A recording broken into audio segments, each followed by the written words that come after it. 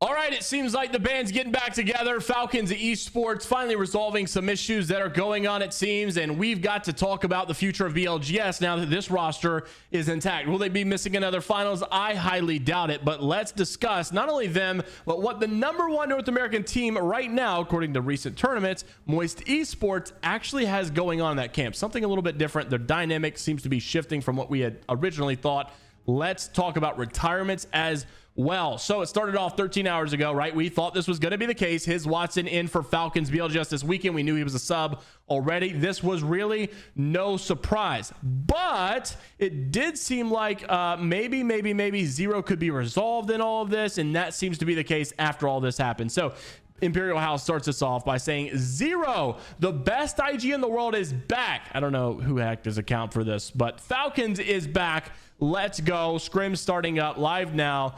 But yeah, so we were like, okay, well, this is good news. Maybe that is going to be the case. And then Zer0 kind of explained, and all of them on a live stream, what's going on. And while he is back, there is some things to slightly be concerned about. Where's Zer0 going to be playing? I'm sure he's going to figure it all out, but he's on a time crunch, and it seems like he's going to be playing from Canada. Roll the clip. Is that him? I think you'll need a sub tomorrow. What? My flight's in 23 hours. All right. Wait, so it's confirmed that you're like 100% playing then? Yep, haven't found a place to play, have nowhere to stay, flight's in 23 hours, haven't, like, figured it out today, all good. Look good, look good! I'm about to just show up in the homeless in Canada. Yeah, I'm just gonna go door to door and ask if anyone knows fucking Imperial Hell.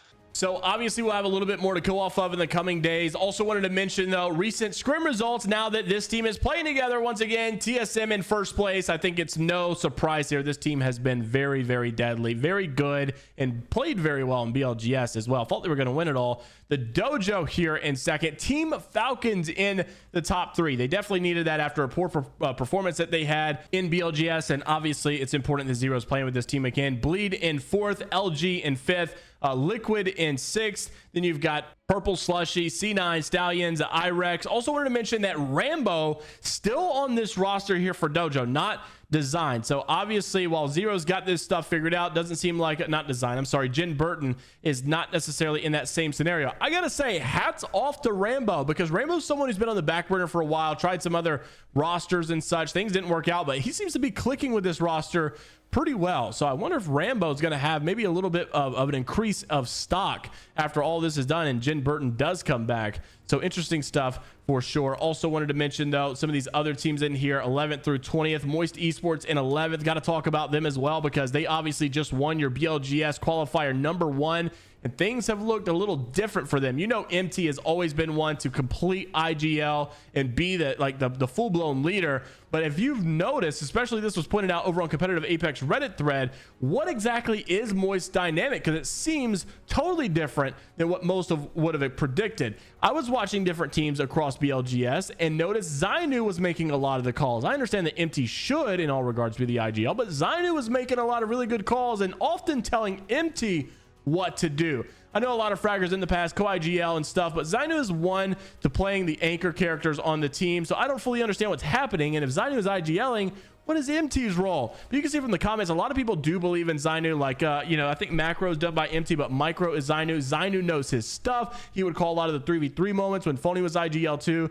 Zer0 is definitely one who's been a lot more vocal lately, so it's an interesting dynamic for sure. But I mean, it seems to be working, right? You win the very first qualifier, you can't hate it for sure. So interested to see how they continue that success, or was it a fluke? I don't think so, though. That roster is very talented. Now, we've also got some news from other regions. One unfortunate piece of news over from the APAC North region. But we'll start it off with the EMEA scene. Their Scrim results as well. Atlas in first. A lot of big names that we know. Forbidden as well. Been around the scene for a very long time. 3D, Max, VKM, DN, Noctum Scan, PUA, GG back up here in the top 10. NDO, FaZe in the top 10 as well.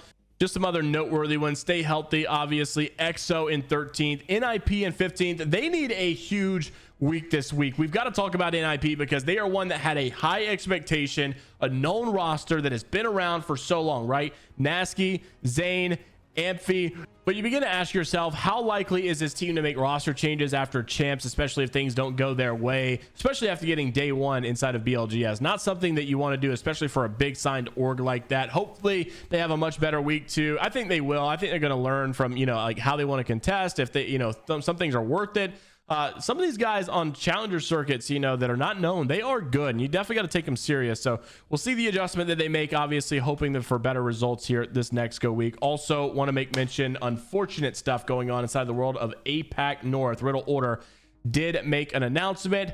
Thank you to the Japanese CEO. It is looking like Yukio is no longer going to be competing and will be retiring. This is unfortunate. Obviously someone who's been in the scene for quite a bit, and you know, Riddle Order in general is a very well favorited team. They have so many fans backing them. I mean, even just the announcement alone, 26,000 likes. They have a lot of support here, and that's why obviously they went after content creator Nicewig as well. But yeah, it sucks to see Yukio retiring from competitive Apex. Another one bites the dust, unfortunately. We've seen many leave and go to other games, some of which come back, some of which never come back. Interested to see your thoughts, though, down in the comment section below about Zer0 being back for the Falcons. Will they get the success that they are looking for? A lot seem to think so. Also, Moist, do you think this success is going to continue, or will it start to dwindle down? Do you think that tournament was a fluke? I don't personally think so. And also the future of Apex Esports with some players retiring. Let us know down in the comments below. Like and subscribe if you want to stay up to date with all things inside of the world of Apex Legends Esports news. And until the next time, we'll see you all later.